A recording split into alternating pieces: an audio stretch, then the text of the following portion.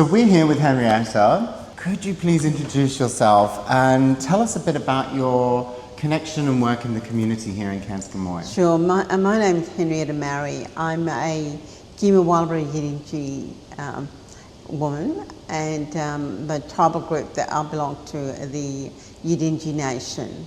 And Walubara is a clan of the Yidinji nation from Cairns.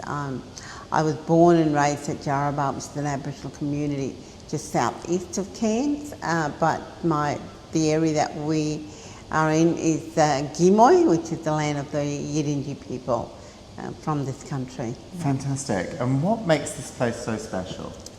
Well, for me it's special because it's where my father comes from. It's also the land of my grandfather, Ngayi Kwiblam, and the land of my great-grandfather, Yini, a great Nalan, a great warrior, and a great leader of our people, and the land of my great-great-grandfathers, Juriju and Mandijupa. So this is the lineage that I come down, and this is the lineage that also connects me here to Cairns, to Gimuy, I should say. So that's my heritage. So this is the first time that the Australian Festival of Chamber Music has been at Cairns Gimuy. Could you tell us a bit about art and expression within the Cairns Gimuy community? Well, art, expression of culture is part of my whole life, really. It is a part of Yidinji tradition and culture, and it's something that I have grown up with. That art, whether it's music, whether it's the tradition and culture that's carried out, or whether it's the issue of art. And what we're seeing with today is the new addition of many different art forms and culture and tradition and music. So, which it just adds to what already exists here. A richness in terms of that evolution. Yes, absolutely. That the richness from what we have and the richness of what has now come, and is part of who we are here in Cairns. So festival audiences will see you on opening night, and we also have the Gondwana choir performing on the Monday. Could you tell us a little bit about the choir, its connection to community, and what people might get from the performance? I'm actually on the board with the Gondwana choir. What they bring to us, all of us, are the fullness of culture, tradition and language. Language in terms of the Yidinji language, which the choir have learnt, and the language and the songs in Yidin, and the Torres Strait Islander songs and performance they do. But what is so fascinating and something that really enlightens me is the fact that here we see young women particularly. There's only one male that I saw in the choir, so we need to get some more young men into it. But the women, the young women who are there, the young girls, it is so great to see them with their voices reaching out and being proud of who they are as First Nations children, singing in the choir, being part of the choir and singing the songs in language which they learnt from most of our Yidinji people. And the stories that comes with that. They're not just songs, they're not just singing and having this musical voice. They're actually singing about the history of this country and this land. And what kind of emotions does that evoke? Well, I guess many different emotions comes from it.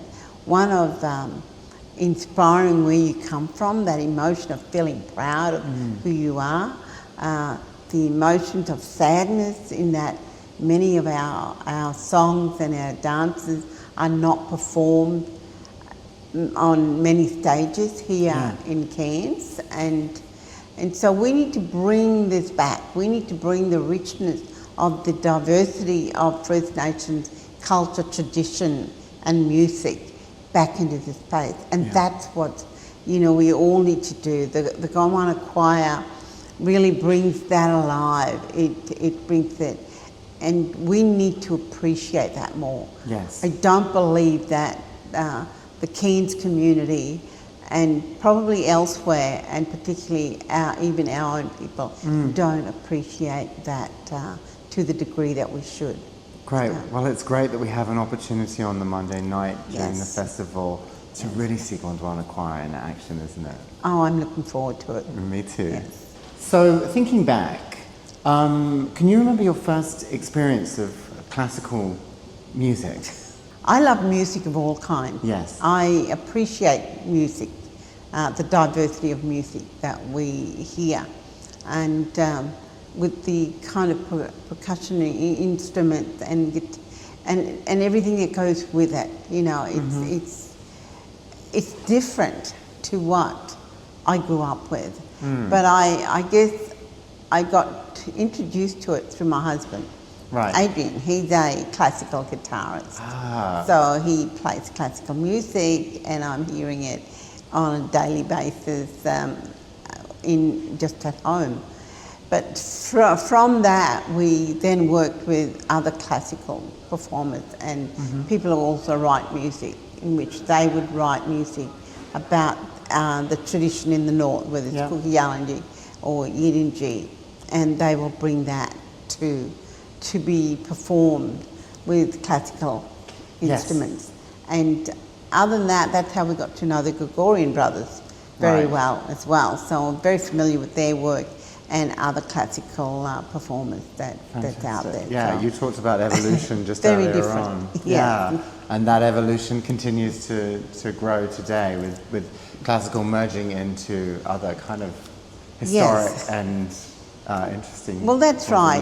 What I would like to see more of is that more Indigenous music and percussion instruments come together. How do we light the stage with using that classical form integrated within some of the traditional elements and coming to the stage to do a live performance? I don't believe they've done that. I don't believe anyone's really directed that, except probably some time ago there was the game in Brisbane. There was a performance down there where you had many didgeridoo players come to the field and perform. There were quite a lot of them around the circle, and that was the first time I guess I've seen that, where many different Indigenous groups came with their instrument and they played the didge, and the feel of what came out of that was so, it was enormous. It's that feeling.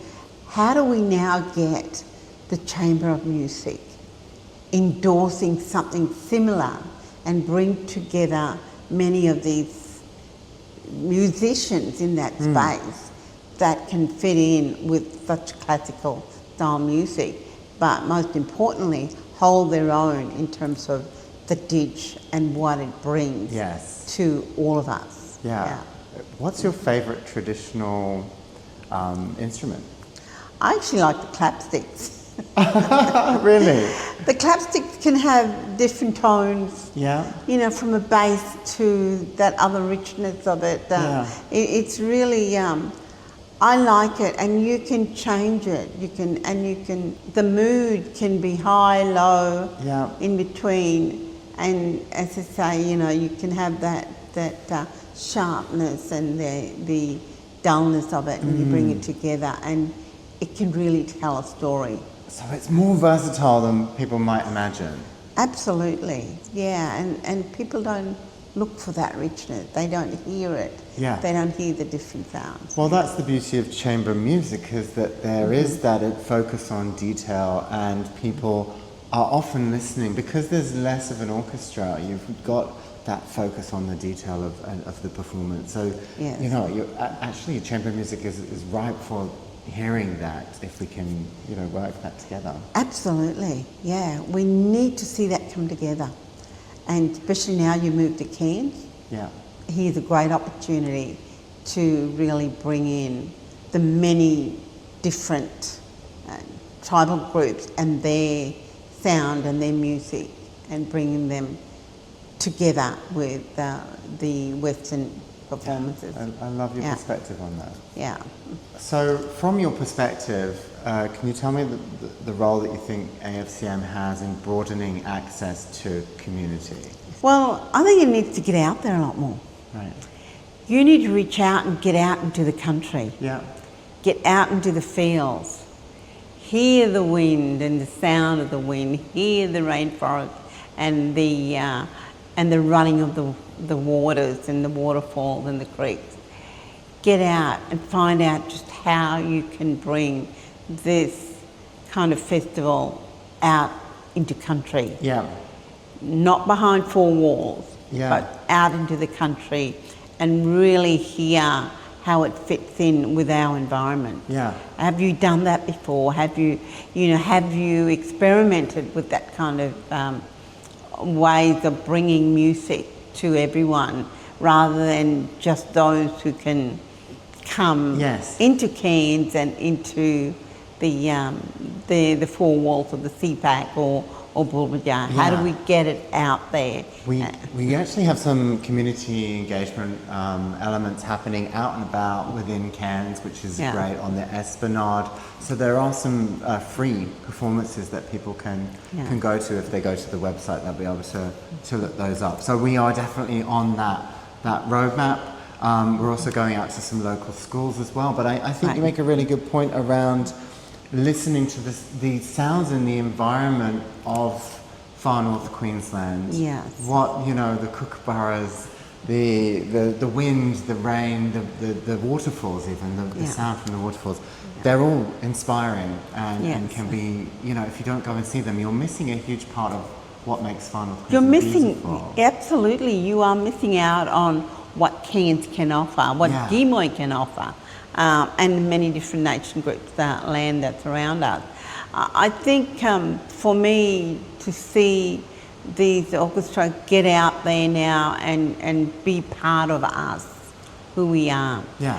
And even in the program that you see now throughout, we're not included. We're excluded to some degree. We are excluded from the program because coming in at the beginning, doing a welcome and informing people of who we are and where and who this country belongs to, that's not enough. Yeah. And in the 150 years that the Cairns City Council is now celebrating, we as Yidinji are celebrating 150 years of our existence here in this Cairns region. And so how can we be part of such a festival and bring out that richness of who we are and that culture and tradition? Has there been enough work done for the Australian Festival, Chamber of Music, coming together and working with us? So, example, I guess the Gondwana Choir. How do we integrate them more into it? But then how do we bring in our musicians and be part of this? How can we change the way we see classical music and the integration of traditions from many Yidinji or other nation groups here in this space? Well, I think the ambitions are definitely there, and we thank you for coming in and talking to us today, because that's the starting point of that. It's a discussion, and then we really we see development, and AFCM definitely wants to become much more part of Cairns. That's why we come here. This is our first year, and we intend to integrate and develop even further. So there will be growth in this area. I'm absolutely certain of that. That is good to hear. And it's now how do we work towards that once this is over, how do we now come together to look at how the next festival will be and what that would look like, in taking into account the many different facets of First Nations people and the music from this area that we can get through the stories. I mean, even if we have a story that can then be not just sung but played, using these very different instruments. And I think we need to do that. We need to bring in and we need to experiment in order to show the diversity of people who we have using this. I do love classical music. It's so soothing. It can be, and other times it can really take you on a journey. So how do we use this now to work with us to create another journey?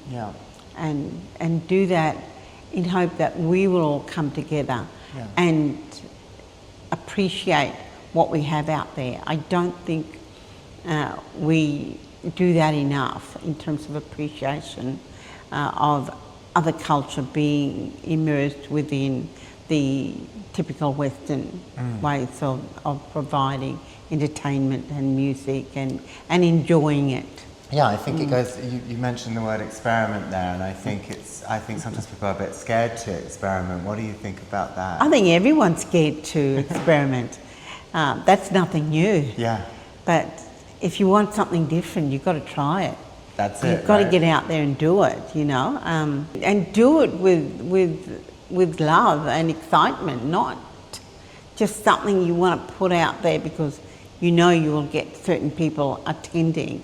Let's make it open so that everyone enjoys the tradition. With the intent of love, and we're good. Yes. So for visitors that maybe are coming to Cairns Gimuy for the first time, how would you recommend that they connect with the country? Any things that you'd recommend they go and see or do to kind of get a good sense of this place?